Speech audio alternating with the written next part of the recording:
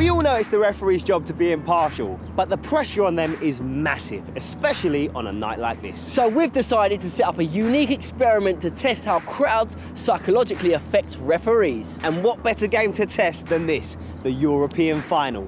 We're in Madrid and it's a local derby.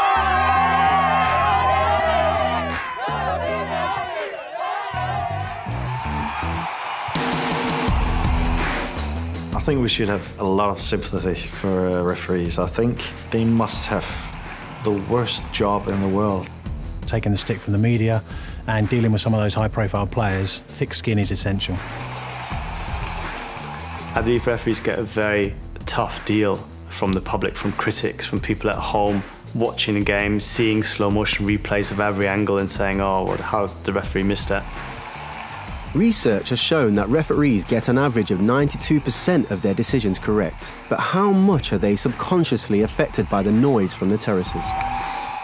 We've asked match officials to watch the final and react to every decision. The green light signals they agree with the referee.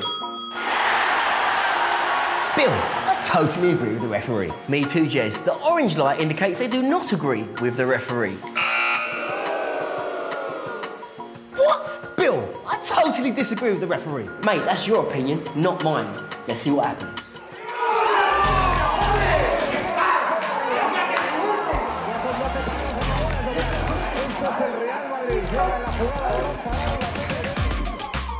We've split the referees into pairs. The first pair are going to watch the game surrounded by passionate Madrid fans. The second pair are going to watch the game surrounded by equally passionate Atletico fans. Will the presence of cheering fans affect whether our referees agree or disagree with the on-field official? When the match is in progress, you are very, very busy. You're looking at so many things. You're making over 250 decisions in the 90 minutes. Some of that is where to run, where to stand, what to look at, what to look for.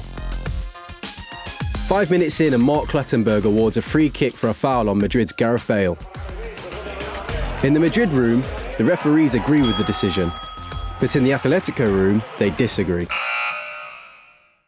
Referees are getting most of their decisions correct, but there will be just occasionally a difficult decision when it's not that clear, and I think it's those decisions where the referee then perhaps looks for other cues. On the hour mark, a clumsy foul by Fernando Torres on Sergio Ramos. Again, the referees in the Madrid room agree with Mark Clattenburg. But the referees in the Atletico room don't.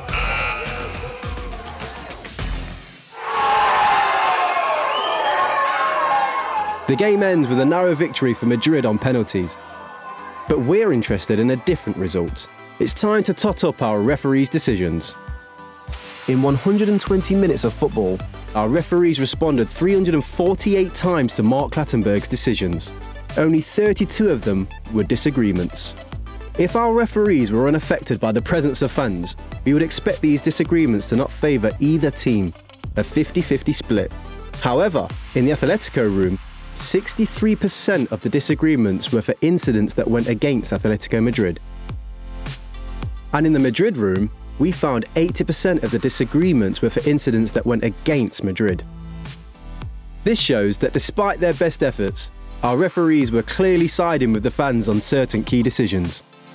This supports previous research suggesting that referees can be subconsciously affected by the noise from the terraces. I think if you ask referees if they are influenced by crowds, they would say no. Sometimes in a game you can see that they are influenced.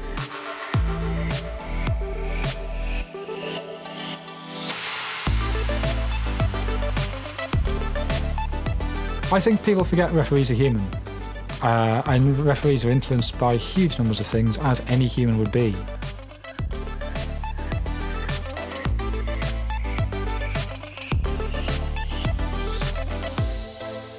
There are times when I think it would be unnatural and not realistic to say you weren't affected ever by a crowd in your entire career. 1,554 games, 329 Premier League games, 100 internationals. There must be times when you were affected.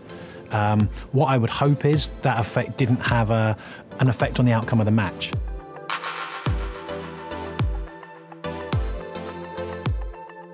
professional referees now, because they're full-time and they're getting paid a lot of money, they are trained beautifully and they almost certainly are guarding against this. And so I think the chances of referees having a subconscious benefit to the home team is becoming a little bit less. But nevertheless, I still think it exists.